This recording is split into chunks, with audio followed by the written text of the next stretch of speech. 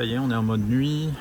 Quelle heure il est 21h12. On navigue encore à plus de 5 nœuds. On a sorti le Ginnaker. Si ça voulait bien se maintenir comme ça serait super. Le soleil s'est couché. On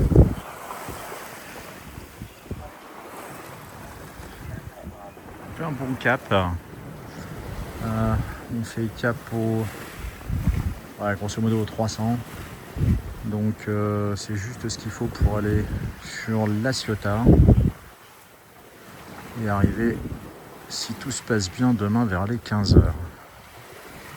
Bon, à mon avis un peu plus tard parce que ça va être difficile de maintenir cette allure toute la nuit.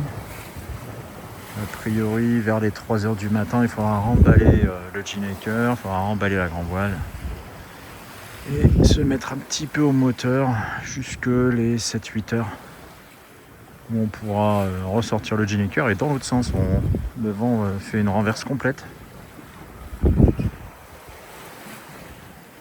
Et voilà, config de nuit avec un feu de navigation qui marche pas. Donc le feu de une comme lui il marche et qu'il n'est pas conforme, il est rouge et vert, donc on va se servir du feu de une et à l'arrière des projecteurs que j'ai retournés pour avoir des feux blancs à l'arrière. Et puis voilà, c'est le mieux qu'on puisse faire pour ce soir.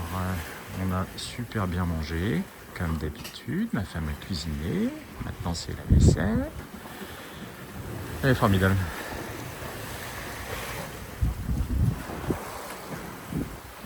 Voilà, ça marche bien quand même, là, hein. 5 nœuds 5. La mer est très très calme. C'est vraiment top. Vraiment top. Il n'y a pas grand monde dans les parages. A priori, on ne devrait pas croiser plus d'une dizaine de bateaux cette nuit. Les alarmes AIS sont en route. Ça y est, on est à 6 nœuds, super. Et voilà, allez, c'est parti pour la nuit. Bonne nuit. Et puis j'avais oublié de préciser aussi. Donc le gros spot à côté de mon spot, c'est la lune. On a une chance de dingue, pleine lune, pas de nuages. Donc on aura une visibilité formidable cette nuit, tranquille.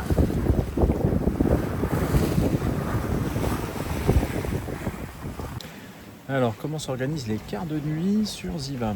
En fait ils s'organisent très très bien parce qu'il n'y en a pas. J'essaie dans la mesure du possible de faire toute la nuit. Si j'arrive pas à faire toute la nuit, je réveille Sarah. Et sinon, je me réveille, je mets un chrono, je me réveille toutes les 30 minutes, j'espace. S'il y a vraiment rien du tout à l'AIS, rien du tout en visu, et que je suis loin des côtes, je peux espacer et dormir 1 heure, 1h30, ça dépend. Et évidemment, si l'AIS me réveille, j'ai grosso modo 20 minutes pour réagir. Voilà, en espérant qu'il n'y ait personne qui navigue sans AIS.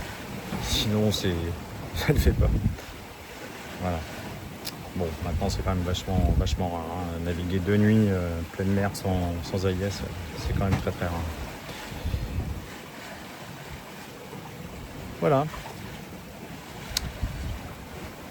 21h, grosso modo, je vais aller me coucher vers les minuit, 1h ou 2h du matin en fonction de ma forme. Allez, à demain. Alors ça c'est OpenCPN, le logiciel que j'utilise à la table à cartes, qui est assez génial. Je ferai une petite vidéo explicative. Sans filmer par un écran parce que là c'est pas très visible. On marche à 7,1 nœuds, c'est 7,1 nœuds, c'est vraiment inespéré.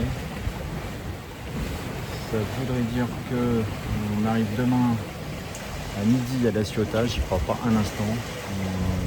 On qu'on n'arrivera pas à maintenir cette allure, ça m'étonnerait. Le vent doit tomber à 2 h du mat. Enfin, en tout cas, c'est exceptionnel. On va en profiter.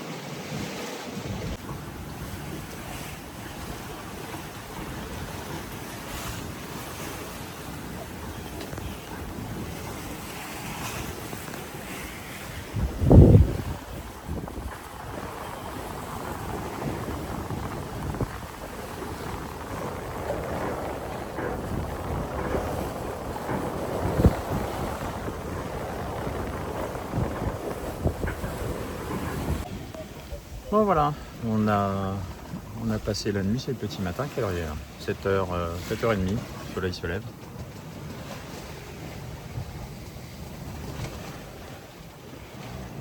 Voilà. Une nuit un petit peu agitée. On a croisé quand même pas mal de bateaux. On a enlevé le Ginnaker vers les minuit pour remettre le phoque. On a enlevé le phoque à 1h30. Réveil toutes les 45 minutes, voire toutes les 15 minutes quand il y avait des bateaux en face. Et puis à 5h du mat, le vent s'est remis à souffler, de l'autre côté d'ailleurs. Et du coup, j'ai remis le phoque. Et depuis 5h du mat, on est uniquement à la voile, ça va, ça tire bien. On se dirige vers la Ciotat, a priori, à cette vitesse. La Ciotat, on y est à 15h. Alors du coup, comme c'est la seule journée où il y a du vent, je vais peut-être pousser jusqu'au Frioul. Leur poser 24 heures au Frioul et du coup faire un départ au petit matin, navigation de jour, arriver vendredi soir à Palavas. Voilà, ça c'est l'idée si on n'en a pas marre. Et si on passe devant la Ciotat à la bonne heure. Voilà. Sinon on a vu un petit dauphin, enfin pas moi je l'ai pas vu, mais Sarah l'a vu, il était à 4 mètres du bateau ce matin là, au lever du soleil. Je cherche les baleines, on est encore dans une zone à 1000-1500 mètres de fond. On est en face, derrière c'est Porquerolles, Porquerolles, le vent. Si on les voit, on voit pas grand chose, c'est assez loin. Donc ouais, potentiellement c'est encore une zone à baleine. Comme on en avait vu une en venant, on va rester attentif. Pas mal de houle ce matin quand même, c'est assez... la mer est assez hachée, assez désagréable. Ça a tapé toute la nuit, ça n'a pas été une bonne nuit là. Je pense que ça se voit un peu à ma tête.